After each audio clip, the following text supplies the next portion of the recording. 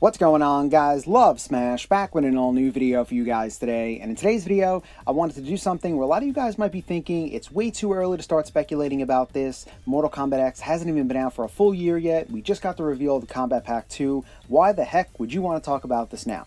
Well, the reason is because it is never too early to start speculating. I did a whole Smash Bros. 5 discussion I had a lot of fun doing. I figured I'd do the same for Mortal Kombat with a Mortal Kombat 11 speculation video. Now, I've been wanting to do this video for a while now. I've been redoing it a bunch of times. It's taken a while to get out, longer than expected, so I do want to apologize for that. But we're going to go over a ton of stuff in this video, including roster and character speculation, of course story mode speculation, final bosses, maybe even some mechanics and game modes and stuff like that towards the end of the video, but mainly focus on characters and story. Now, before we begin, I'm sure you guys can tell already and know this, that it is very difficult to speculate for a game that's a couple years away, and a lot of things can happen. There are a million, possibly a billion different ways the story can go. That's all up to Ed Boon and the guys over at NetherRealm, but I'm going to try to do my best and give you some possible scenarios and stuff like that. Now, before I begin, I just want to say, obviously, I am going to be discussing MKX, the game and the comic book. So if you have not played the game yet, even though I'm sure a lot of you guys have, but I'm sure a lot of you may not have read the whole comic book series, so if you do not want any spoilers, I am going to be delving into that. So if you don't want any of that spoiled for you, I don't want to be the one to ruin it, so click off this video right now. And speaking of MKX, just want to say a couple things about it. Now, personally, I loved what they did in MKX. Going 25 years into the future, we got to see the descendants of classic MK characters, made for a really good story, and I just overall love what NetherRealm did with that. I love the introduction of all these new characters, and then we got to see all these classic characters age. Perfect thing. Now, I will admit and say I did like the comic story a lot more than the game's actual story, but the game story was still good on its own. But I think the comic was a little better because we got to see not only a lot of classic MK characters return, we got to see many of them die, and we got to see a huge story flesh out with a lot of action. But either way, both stories are very, very well written. NetherRealm and Sean Kittleson, they're both classic, amazing storytellers, and made for a really overall great theme going into MKX with this 25-year gap, so on and so forth. But going back to like MK9 to MKX, speculation-wise, I feel like it was a little easier to speculate with that because they kind of laid out a platform where MK9 ended with Shinnok and Quan Chi talking, and Shinnok was pretty much saying, I'll be free soon, and Outworld and Earthrealm will be ours for the taking, and they were going to try to take over the realms, and that's pretty much what MKX consisted of. But this whole thing now with MKX going into MK11, the way MKX ended off is Cassie defeated Shinnok and Devora, and it ends with the scene of Raiden, who is now Dark Raiden, being tainted by that Jinsei he absorbed, pretty much telling Katana and Liu Kang, who are the new Emperor and Empress of the NetherRealm, if anyone tries to mess with Earthrealm, they're dead. They're going to actually suffer a fate worse than death. And they're just looking at Shinnok's decapitated head that's thrown on the ground and contemplating what to do. Do we mess with Earthrealm, or do we just like back off and not suffer at all? So I think this is going to make for a really interesting story. So let's just dive in and talk about some possible points here. Now, the one big main story idea I've always had is either the story for MK11 erupting into like a three-way all-out battle between Outworld, Earthrealm, and the NetherRealm, and it involves trying to take possession, of Shinnok's amulet, which Raiden now has possession of. If you remember the ending of MKX, he has the amulet. So you know that anyone's going to try to get that on so they can control the realms, and if Raiden's got it, people are going to try to go after it. So I can imagine something like that happening where it could be a three-way all-out battle between the three realms to try to take possession of the amulet and take control of all the realms and become like something like that. Now, that may not be the most plausible theory, it's just something I was thinking about, but it could also be something where one of the realms is trying to take them down, and the two other realms need to team up, where maybe Outworld and Earthrealm team up, even though that does seem unlikely considering Kotal Khan, you kind of figured he was trustworthy, and then he turned on Cassie and the rest of them and locked them up, and then at the end he wouldn't even side with them. He's like, screw that, I'm gonna try to take you guys down and try to bolster Outworld's defenses against Shinnok. And you kind of figure that Earthrealm and the NetherRealm may not team up considering all the Revenants have beef with Raiden. So maybe not a teaming up thing, but you never know, you could see something like that. But a three-way all-out battle I think would be really cool. But yet again, that is only one possible scenario of a couple thousand or whatever that could happen in this. Now, I've been thinking of other possible ideas, and they always stem back to who could end up being the final boss in the game, or the big bad, or at least playing a predominant role in the game's story at the very least. Now, I do have a couple characters in mind. Now, a few of my fellow YouTubers have come up with really cool theories of some dead characters returning to take the role as the final boss. Brust Poet and and Infamous have come up with really cool theories relating to how Shao Kahn created Ermac as a vessel, just in case he ever died, his soul would go to Ermac, and he could slowly take over his body and then come back. Or how the mysterious woman in Jade's ending in MK9 and the woman in Katana's ending is somehow hinting towards her being the final boss, or how Shang Tsung's soul is wandering, and after it was freed from Sindel, after she became a Revenant, it somehow means Shang Tsung's going to return. Really cool theories by them, so I'll drop the links to their channels in the comments and description so you guys can check them out for yourselves. Now, if it's not a dead character returning to take the role of the final boss or to play a big role in the story, I do have a few ideas for a couple of returning characters that could take that role. Now, one character is D'Vorah. Now, D'Vorah may not be a character a lot of people want to see as a big bad. Maybe a little unlikely, but to play a big role in the story, I can very well see that happening. Now, as we've seen with the end of MKX, we don't know what happened with her. We pretty much know that Cassie beat the crap out of her, and then the Special Forces broke in and said isolate Shinnok and D'Vorah, and that was the last we've seen or heard of her. Now, my guess is she's most likely being held captive by the Special Forces, even though it has not been officially confirmed. But one idea I was having is she breaks free from the hold of the Special Forces, makes her way down to the Netherrealm, and then she sees and finds out what happens to Shinnok. As we know, she pledged allegiance to Shinnok, and so did all the Revenants. They're all loyal, but now that Katana and Liu Kang are the new Empress and Emperor of the Netherrealm, maybe it could involve them teaming up, D'Vorah and the Netherrealm army, to pretty much take down Earthrealm, get the amulet from Raiden, and try to avenge Shinnok's, well, not death, because he didn't die, because Eldar can't die, but to take revenge on what happened to him. And also, we know that Kotal and D'Vorah have beef after D'Vorah betrayed him, so I think that can make for a really interesting story arc in this MK11 story. And I thought of an idea. This is probably a really far-fetched theory, and we do know endings in MKX, or just all the Mortal Kombat games, are not canon. They're all non-canon, but sometimes they could be semi-canon. And I thought of an idea where D'Vorah's ending could be semi-canon in MK11. Now, in the MKX ending, you see her pretty much go to Shinnok, and she implants this larva in him, and the larva, like, pretty much feeds off his power, and these little chitin insect babies are born, and then eventually they mature and evolve, and D'Vorah has this massive insect army with the power of Shinnok, and she uses that to take control of the realm. So I thought that would be an interesting thing if that actually happened, but then yet again, it's too confusing to actually happen. I'm not saying it's impossible, but you gotta figure if Shinnok is just a decapitated head at this point, does he still have his godlike power, where like his body the vessel for that, and we don't know where his body is unless like D'Vorah like tracked down his body and did that, but then it just kind of like gets confusing and doesn't make a whole lot of sense. But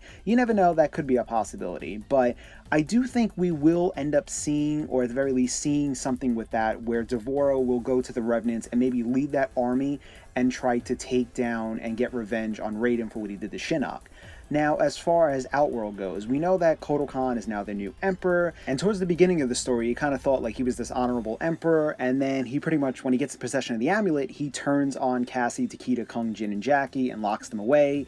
And even towards the end of the story, he came in trying to take them down, and Jackie was like, no, team up with us, and we take down Shinnok, and he was like, nah, screw that, like, you guys are screwed, we're gonna take you down and try to bolster Outworld's defenses against Shinnok. So, I don't know if they would be too keen on trusting him, Earthrealm, but you never know, that could actually happen. But as far as Outworld is concerned, I had another idea of how maybe D'Vorah can team up with another returning character to try to take down Kotal, but like D'Vorah wouldn't be actually really teaming up with him. She would say she would and then try to betray him at the end, and that would be Rain. Now, a lot of you guys are probably scratching your head saying, why would you think Rain is going to return and play a big role in the story? Now, this goes back to pretty much when I was speculating about MKX's final boss, because Ed Boon was like, it's going to be the surprising returning character, and I had this theory that Rain was like a wild card pick to do it.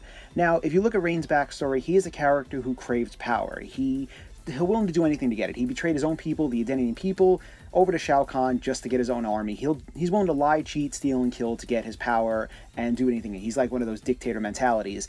And I had this theory where, well, even though D'Vorah and like Rain are not too keen on each other, they're the kind of enemies, and I kind of had a theory where like maybe she'll go to Rain and say, listen, we team up, you take down Kotal, and we're going to try to take down Earthrealm, and we'll try to do that, and in return, you can have possession of Outworld, because we know Rain wants this power, he has this dictator mentality, and if you read the comic, Rain is one of the few characters that can actually take down Kotal very easily. Kotal is of the Aztec race, and the Aztecs get their power from the sun. And if you read the comic, Rain had these storm clouds form, block out the sun, Kotal lost his power, and he could have been killed right there. You never know. But he wasn't, obviously. But maybe that would play into the story where Rain is trying to do a sneak attack. He teams up with D'Vorah. He tries to take down Kotal so he can get possession of the throne in Outworld. And then later down the line, D'Vorah stabs Rain in the back and tries to kill him or ends up killing him. But like I said, that's just another possible scenario. But it'd be very tough to get to Kotal. Like, as we know, he's got Erron Black and Ferritor and Ermac and Reptile by him. So to launch a sneak attack, they would have to, like, get the Revenants in Outworld at the same time, and Rain would have to do that. But yet again, it's just a possible scenario. And very quickly to say something how, like, Kotal can play big into the story. He wants to get that amulet back. He had it and then D'Vorah took it. Maybe he contacts, like, Liu Kang and Katana and says, together we could take down Raiden and Earthrealm and try to get the amulet back, and it could involve something like that. Who really knows? Like I said, there are a million, billion, trillion possible ways this story can turn out. Another idea I was having as who the final boss can be and how this can play into the story, what if Raiden turned out to be the final boss? Now, I'm not too keen on this theory of mine because I always like Raiden to be that all-around good guy and the protector of Earthrealm, which he is. And Raiden, by the way, is not a bad guy for those of you guys who are thinking. Just because he's been tainted by the Jinsei and took the dark persona on, he's not a bad guy because he's still protecting Earthrealm. If anything, he's either neutral or just a good guy. Pretty much, he's just not taking shit from anybody anymore. That's the main point of why he's got this persona. He's like, listen, you try to mess with Earthrealm, you're dead. No excuses, no mercy, you're finished. So, but I had this idea where maybe he just gets overwhelmed by that Jinsei and eventually just goes mad and he just goes against everybody. He goes against Outworld, Netherrealm, and the Earthrealm, and he becomes the final boss of the game. Now, like I said, I'm not too keen on this theory because I do like Raiden to be the good guy, but hey, you never know. But there are tons of possible scenarios here. Like I said, it could be a returning dead character to come back and take over the role as the final boss, like Shao Kahn or Shang Tsung or even Jade or somebody like that. It could be a returning character like D'Vorah. It could be Rain. It could be Raiden as well. And by the way, to mention Rain also, I mentioned in that video as well when I was doing the whole speculation, he is half god, so he does have a godlike power, and he is like this very overall powerful character, even though he did get pretty easily beat down in MKX by Kotal. But anyway, those are three characters I could see taking a role as the final boss or playing a big role in the game story. Obviously, we know Raiden is always going to play a big role in the game story. Hopefully, he will remain good. I am hoping to see that. Now, I've been seeing a lot of people speculate and say, what if Onaga comes back as the final boss, or maybe Blaze and Armageddon forms? I don't see Armageddon happening this, like, soon again. Like I said, like, we just did like this 25-year gap, and with this story for MK11, I cannot imagine it going another 20-25 years into the future. My guess is it's going to take place like immediately afterwards, meaning like a few months to maybe a year or two.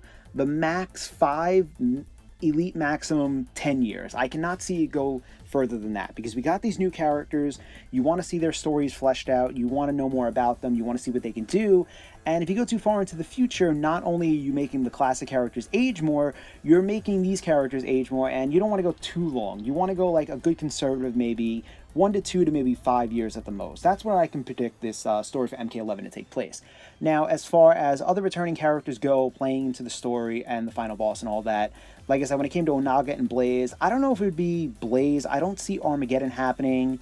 And as far as Onaga and the Dragon King, I don't really see that happening as well. Not that it can happen, I just personally don't see it.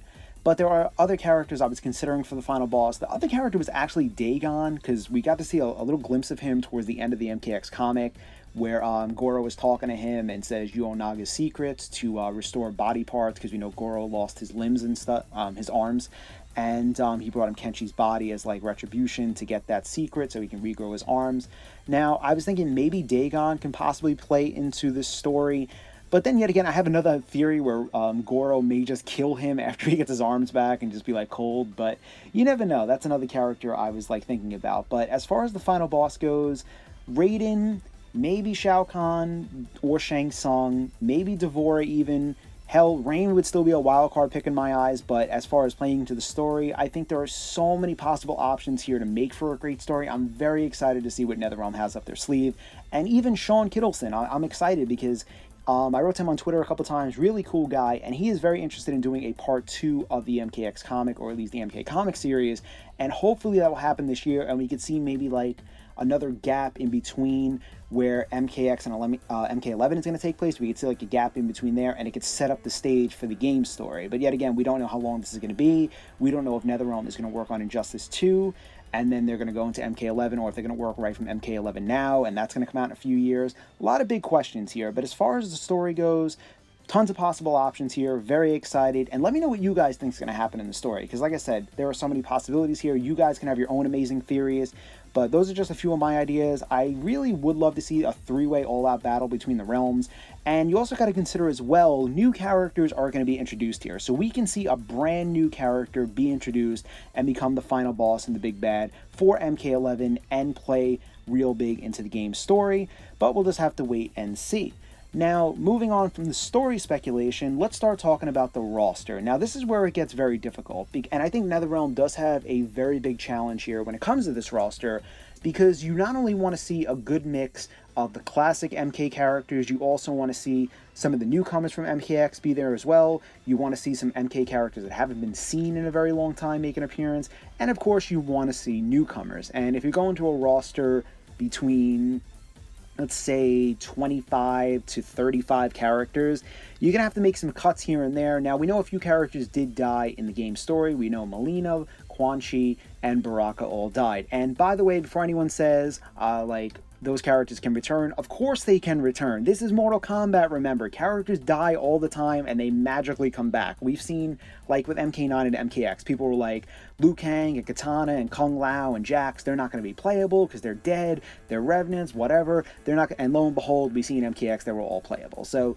even death does not stop a character from being playable in MKX. And in the comic, as you can see right here, we saw a lot of characters die. And like a few of these you could look at and probably say, you know what, they were probably never going to be playable in an MK game anyway. So maybe really no major loss here, except for, of course, my favorite, with one of my favorites, with Cyrax and Sector, but now we have Triborg, and I know a lot of people are fans of like Havoc and Reiko and want to see them return, but other characters in there that ended up dying weren't like a huge loss. But like I said, characters don't stay dead in MK, they can always come back. And the other interesting pieces here, like I said, with the story of MKX going 25 years into the future, and where MK11 is going to take place. If it goes a long length into the future, it makes you wonder what's going to happen with characters like Johnny Cage and Sonya and Jax and Kenshi. How much longer are they going to continue to fight? Like, if it goes another 25 years, hypothetically, they're going to be in their 70s. And you think Johnny Cage and Sonya are going to still be battling out in their 70s? I mean, it's possible, but you never know. Like, even like at the end of MKX, Johnny was like, my work here is done. And you never know, like these characters could end up being more kind of like prominent in the story, but maybe not playable. But like I said, that's here or there. We don't know. But let's just talk about the game's roster right now. I definitely think we're going to see all, if not 7 out of 8 or 6 out of 8 of the new characters from MKX reappear in MK11. Meaning, I think we're definitely going to see Cassie, Jackie, Takeda, and Kung Jin. I think we will see Kotal Khan as well, and Devora. Aaron Black, very popular. I think he's in there well. And Ferrator is kind of like 50-50. I do like Ferrator a lot because they're so unique, but I wouldn't be surprised if they didn't come back, or at least if they were altered in some way. If you saw like Ferrator's ending after a certain amount of Outworld years, Tor ends up dying and Farah gets a new rider and she starts a metamorphosis and they become this new Sibian beast. But yet again, that depends how long Outworld years are. So it depends like how that goes. So I don't know about that happening, like meaning a new rider takes over Farah. But I wouldn't be surprised if Ferrator didn't return, but I definitely want to see them return. I would like to see all 8 of the characters return, but yet again, like I said, they're going to have to make cuts here and there and do something to make this game like have newcomers and returning characters and forgotten characters to come back as well. But as far as the newcomers go, I think we'll see, if not all of them, at least most of them. And of course, we're going to see Sub-Zero and Scorpion and Raiden. They're definitely going to be in there as well. And I definitely think we'll see Liu Kang and Katana, like now that they got the new title as Emperor and Empress of the Netherrealm, I think they have to be in this game as playable characters also. And when it comes to like the good guys, meaning like Johnny Cage and Sonya and Jax and Kenshi and all them, you know they're getting up there in age. You know they're probably in their 50s or so in MKX's timeline, so how old are they going to be in MK11? Is it only going to be a couple years? Are they just going to be like 58, 59 or so? Or are they going to be like in their like mid 60s or so, depending how far into the future it goes. So it makes you kind of wonder, like, what's going to happen with these characters. Obviously, you want them to be playable. I want to see these characters be playable. I want to see them predominantly featured in the game's story. But then on the other hand, you can kind of wonder, maybe they'll be like taking a back seat to the newcomers, and they're going to be like more kind of like not like predominantly featured, but still be in the game, obviously, because we know like Johnny, even at the end of MKX, said to Cassie, my work here is done, meaning like they have hit her to protect Earthrealm now. He doesn't have to do it anymore because she could take down Shinnok. She could do anything. You have Sonya, even though she always says retirement my ass, like she's getting up there in age as well. Maybe she'd be more like behind the scenes of the Special Forces. Jax was retired, came out of retirement to help Sonya and to protect Jackie. Kenshi, as we know, is still just came back to Nikita, and they have the good relationship now as father and son. And you want to see these characters playable, obviously, but then I think NetherRealm has a very difficult choice here, because these characters are aging, and then you have like the younger characters, they're just getting a few years up there and they're still good, and the Rebdens don't age because they're dead. So it makes you wonder like what NetherRealm is going to do when it comes to roster. Are they going to have these characters to be playable, which I really hope they do, or are they going to say, you know what, maybe these characters will be not playable, they'll come back as DLC, but they'll still be predominantly featured in the game's story? I have no idea, but I definitely want to see these characters be playable with their daughters or their sons or whatever, and keep fighting. Like, I want to see that. So but I just think NetherRealm has a very challenging challenge, if that even makes sense, ahead of them, because you want to do a good roster of not only some of the characters from MKX, meaning the newcomers, you want to see classic characters in there. Of course, you want to add some newcomers, and you want to have some returning characters that the fans want to see in there as well. There's tons of requests out there. People want to see Smoke be playable. People want to see Sindel. Of course, people want to see Fujin in there. Seen your brother lately?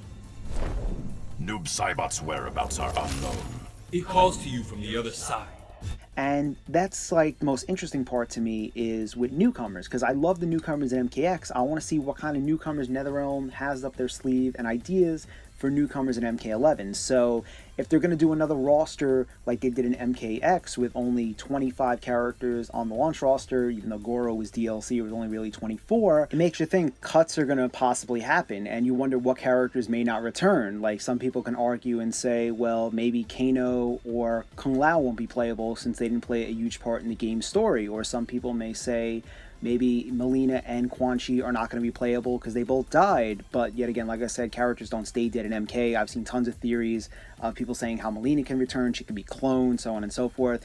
And then it makes you think about like even Shinnok, who doesn't even have a body anymore. Is he going to come back? Which doesn't seem very likely, but of course you can't rule that out, definitely not.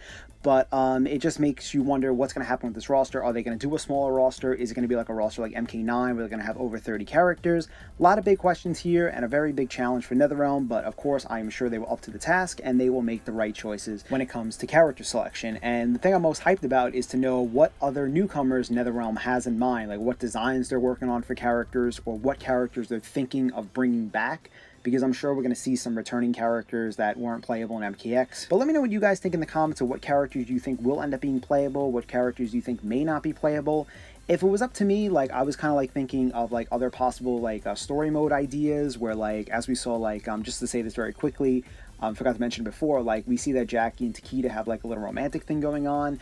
Maybe if it goes a couple years, we could see them like maybe have a kid on the way or be married or something like that, and just see how this game progresses and how they flesh out these characters more that we got. And then it's going to be interesting to see how these characters interact with the new characters they're going to introduce, or what direction the story is going to take. It's going to be really, really exciting.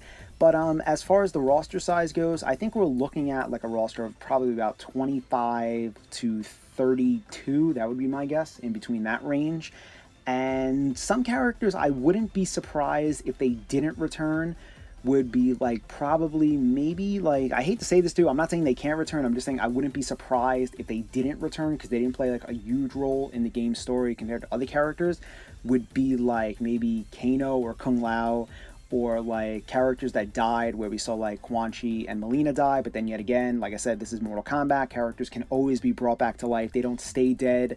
Melina, like I've seen tons of theories where they were saying like the flesh pits have like her DNA and they can clone her somehow. Like there's tons of theories out there. And Shinnok, you kind of wonder, he may not return considering he doesn't have a body, he's just a head, so what is he gonna do? But then yet again, you never know what they could do in MK. I mean, if they made Sub-Zero go from being a Revenant robot cyborg to being a normal human being again. They can do anything and make up any scenario or introduce a character that's like a sorcerer like Quan Chi was, or like a new character that's like a healer or something. You don't know, but you know what I'm trying to say. Like, they can do a lot of things with the story. The team is very creative and they know what they're doing when it comes to making the right choices and what direction they should take the game. I have complete trust in Ed Boon and the team over there. Now, that's pretty much my thoughts on roster. Let me know what you guys think in the comments, what characters you want to see return, which ones you think will end up returning, which ones you like to see, what do you think NetherRealm has planned, anything like that, please feel free to. And just to end this video, to talk about what I wanted to do very quickly in regards to mechanics and stuff. Now, as we saw, the variation system was the new thing introduced in MKX, and I definitely think that will return for MK11 as well. So that was a really cool thing, that you can have 3 different types of the same character, and I think it's going to be really cool to see that return. I think they're going to stick with that at least one more time. I mean, a lot of people seem to love the variation system, so I highly doubt they would trash it. But as far as, like, we know fatalities are going to return, that is no big mystery, that's a staple in the MK series. But as far as, like, brutalities go, I wouldn't be surprised if they went a different route. Just like they did with MK9, they had babalities in there, and then when it came to MKX, they had brutalities. I would personally love to see brutalities be replaced by friendships, because I absolutely loved friendships, and they haven't been seen for a very long time. I would love to see them in full HD, get that little comic relief in there. But then again, they could still do brutalities, and I'm not saying they can't. I'm just saying I would much rather see friendships added if they want to do both brutalities and friendships, or if they want to do like brutalities and maybe bring animalities back. Even though animalities are kind of like hit and miss, it'd just be cool to see them return after such a long time. But then yet again, like I said, they are hit and miss. Some people love them and some people just can't stand them. Like, I know people actually want to see like hara-kiris return, which could be a possibility as well. Or they can always introduce a new ality. Like, we had quitalities in MKX, but I'm talking about like a full blown like different ality where it'd be like a cool finishing move or something like that. You never know what, like I said, they have tons of tricks and a very creative team now at NetherRealm, so I'm sure they're going to do some really cool things and special things when it comes to this game.